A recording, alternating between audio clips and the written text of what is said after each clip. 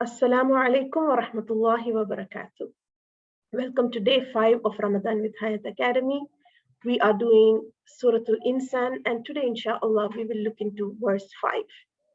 أعوذ بالله من الشيطان الرجيم. بسم الله الرحمن الرحيم. إن الأبرار يشربون من كأس كان مزاجها كافورا. The virtuous shall drink from a cup tempered with camphor water.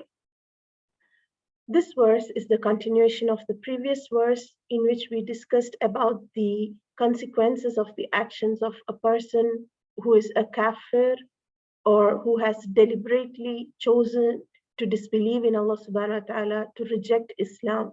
And we said that he will be put in chains and shackles and set into blazing fire. We also discussed the reasons why a kafir deserves such a terrible punishment. Today, inshallah, we are going to look at the opposite scenario of the abrar.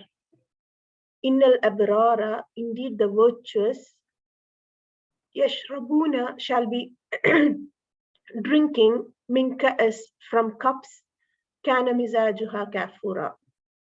Of it is the mixture of camphor. Now, let's talk more about the word abrar.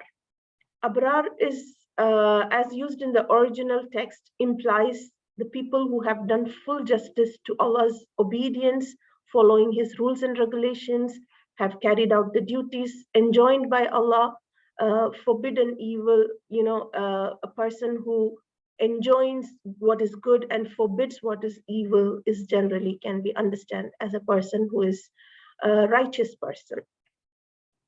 When you look into the word abrar, we understand that it comes from the word bir meaning righteousness or something that is good.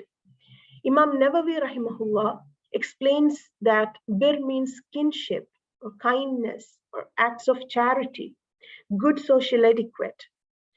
And he also states that all of the above meanings make up for good character. So bir means good character in a person.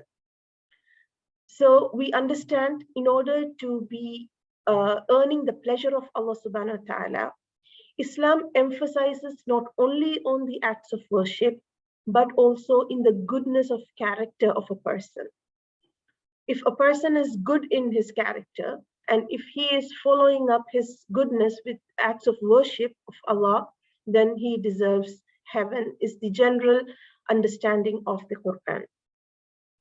And also there is an opposite understanding that if a person is completing his acts of worship, doing all the instructed acts of worship, doing his salah, fasting in the month of Ramadan, giving zakah, doing hajj, but if the person is having a character which is not good, all the acts of worship will be rendered useless because his character is not matching up with the acts of worship that he is doing.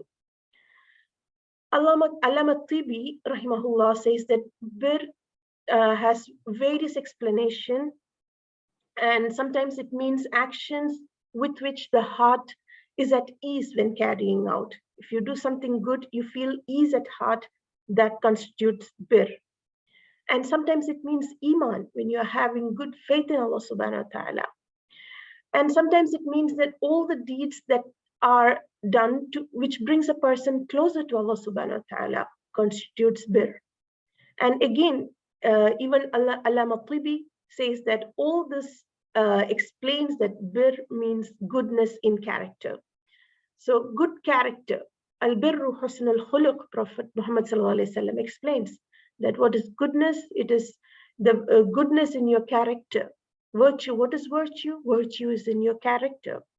So to have a good character is important in Islam, and this verse emphasizes on this fact. One of the famous linguists, Ibn Manzur, has written several explanations for this word bir, and he says it means truthfulness, obedience, piety, and good deeds. And the best meaning of this word is good deeds because it encompasses all the previous meanings. meaning if you are good, then you're truthful. If you're good, then you're obedient to your Lord. If you're good, you are pious, and all the good characters that are mentioned earlier as well, that you keep up the good relations with fellow beings, you are kind and caring for other people, you do acts of charity, you help other people, you have good social etiquette, and you are ultimately obedient to the rules and regulations of Allah subhanahu wa ta'ala. So piety is also one of the meaning of bir.